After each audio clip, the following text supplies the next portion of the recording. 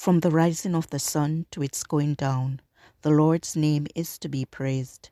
Let us open our hearts to his presence and listen for his voice in the stillness of this evening hour.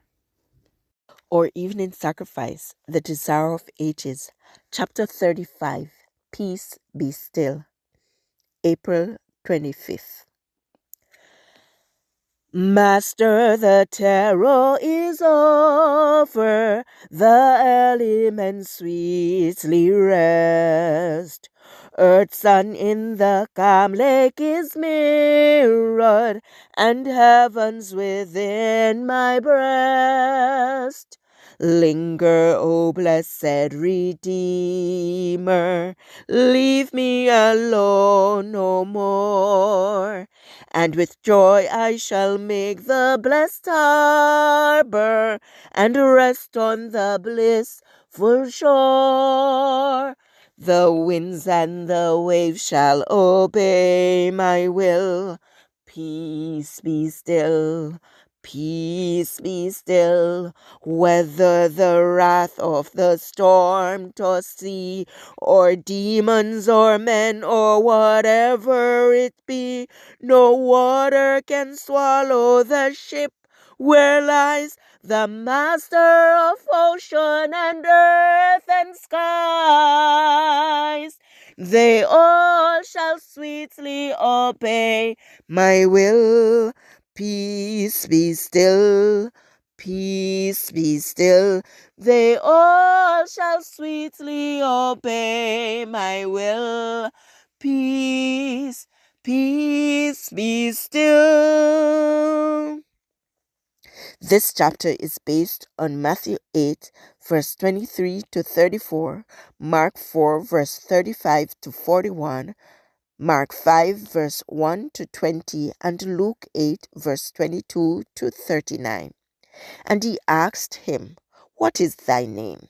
And he answered, saying, My name is Legion, for we are many.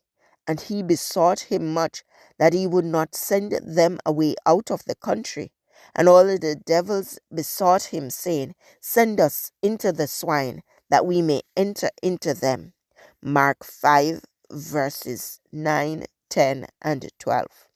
Jesus answered, What is thy name? And the answer was, My name is Legion, for we are many. Using the afflicted men as mediums of communication, they besought Jesus not to send them out of the country. Upon a mountainside not far distant, a great herd of swine was feeding. Into these the demons asked to be allowed to enter, and Jesus suffered them. Immediately a panic seized the herd. They rushed madly down the cliff and, unable to check themselves upon the shore, plunged into the lake and perished. Meanwhile, a marvelous change had come over the demoniacs. Light had shone into their minds. Their eyes beamed with intelligence. The countenances so long deformed into the image of Satan became suddenly mild, and the blood-stained hands were quiet, and with glad voices the men praised God for their deliverance. From the cliff, the keepers of the swine had seen all that had occurred, and they hurried away to publish the news to their employers and to all the people. In fear and amazement, the whole population flocked to meet Jesus. The two demoniacs had been the terror of the country. No one had been safe to pass the place where they were, for they would rush upon every traveler with the fury of demons. Now these men were clothed in their right mind, sitting at the feet of Jesus, listening to his words and glorifying the name of him who had made them whole. But the people who beheld this wonderful scene did not rejoice. The loss of the swine seemed to them of greater moment than the deliverance of these captives of Satan. It was in mercy to the owners of the swine that this loss had been permitted to come upon them.